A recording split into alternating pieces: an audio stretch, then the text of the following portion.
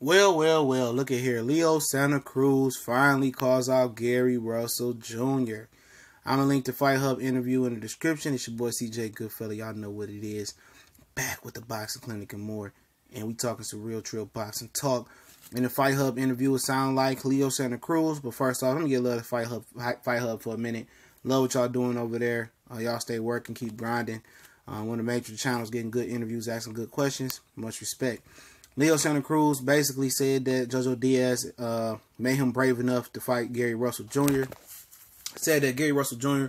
also beat him in amateurs, and all of a sudden, you know, he wants his rematch and he wants to unify. So it sounds like somebody might have shoved his foot up his ass as well to make him want to unify. And he said, if I can't unify with Valdez, or at least Selby said, now they lost, or if he can't unify with any other champions in the division, then he wants to move up and capture a belt at 130. And we know who he not going to fight at 130. If he didn't fight Gary Russell, it won't be fucking, what's kid name? It won't be Gervonta Tank Davis. You know, he might go for Miguel Burchett, you know, Tevin Farmer Billy Dead winner, or whoever takes over the vacant belt for, what's the guy's name? Vasily Lomachenko at 130. He probably going to vacate it or already vacated, whatever he did with it. But, you know, this is the same Leo Santa Cruz who ain't whispered Gary Russell's name ever. He ain't never talked about his amateur history from what I heard about Gary Russell.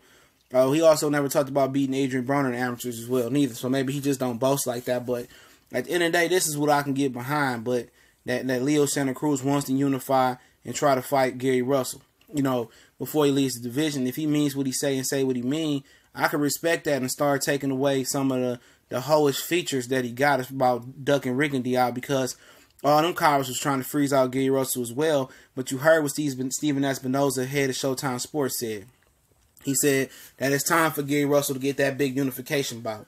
And Steven Espinoza already done bitch slapped Leo Santa Cruz already, and Abner Mares.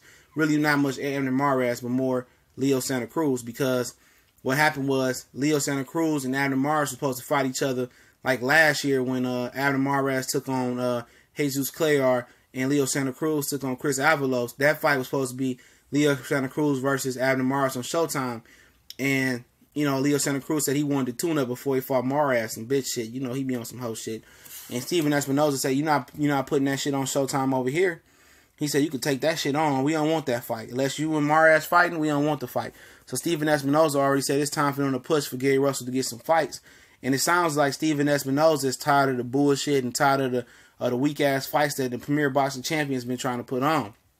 And he done put his foot down into Sean Porter ass, into Danny Garcia ass, and it seemed like that fucking Maury Gator foot that Steven Espinoza is sporting around right now is being, you know, shoved up a Leo Santa Cruz ass as well, too.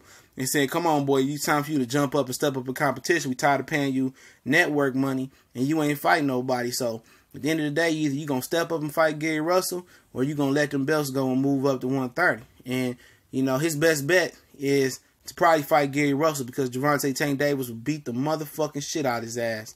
And Miguel Burchett might beat his ass, too. So it might be best that he go ahead and take his ass whooping versus Gary Russell. He said that Oscar Valdez, you know, touched him to the body, and he ain't like that. And I mean, Jojo Diaz touched him to Gary Russell to the body, and he ain't like that. And he said Jojo Diaz just didn't work enough. You know, so if you feel like you see some weakness in Gary Russell, come on to the table, bring up a chair. You know, come to the Black People's Barbecue real quick. We got steak, rib, chicken. We got baked beans, macaroni and cheese, potato salad. Don't ask who made the potato salad. Come and take this chair and have a barbecue with Mr. Gary Russell Jr., dig? So you feeling froggy after all these years y'all been fighting, or a couple years y'all been fighting the same division. It seemed like it was, you know, Gary Russell's name was like the candy man in the dark standing in the mirror. Now he got brave because Jojo Diaz, a guy who's a U.S. Olympian who finally stepped up, who ain't really fought nobody to the point of Gary Russell, you know, showed that he had heart and he was brave enough to take an ass whooping from Gary Russell going to the ring. Now you feel brave enough. It took a young fighter to show you the light, to see that you had a chance, or you have a chance, or you can beat Gary Russell. That's sad though. That just shows you how weak and how few that this clown Gary Santa Cruz is. It took for somebody else to show him that Gary Russell was beatable in his eyes, to take the Gary Russell fight. He didn't want to jump in and make the blueprint for himself and be the first guy to the buffet and lay the blueprint and whoop his ass. Because he know he can't whoop his ass. And just because he say he feeling the unification bout, he could just say, oh, you know, he priced himself out so he didn't get enough money and move on up. You know? At the end of the day, Steven Espinoza not having it. He making it happen. This ain't Al Heyman pushing the Shine and the Danny Winter to fight Earl Spence or pushing Leo Santa Cruz to unify with Gary Russell. That's Steven Espinoza, the nigga with the budget, the nigga with the network money. And I appreciate, you know, Espinoza for being proactive and not being like HBO and weak-ass Peter Nielsen and let bullshit fights fly and let violence and Triple G. He's setting a standard at Showtime. And once he set that standard at Showtime, that it's only going to be solid and good fights and understandable fights, once he set that standard right there, Showtime going to take off even more. Even more. You know, Leo Santa Cruz done stole enough of the church's money. It's time for him to earn his keep. I done seen him fight construction workers, kangaroo instructors, zookeepers. I done seen him fight welders. I done seen him fight teachers, principals, crackheads, bums, Uber, cab drivers, you name it.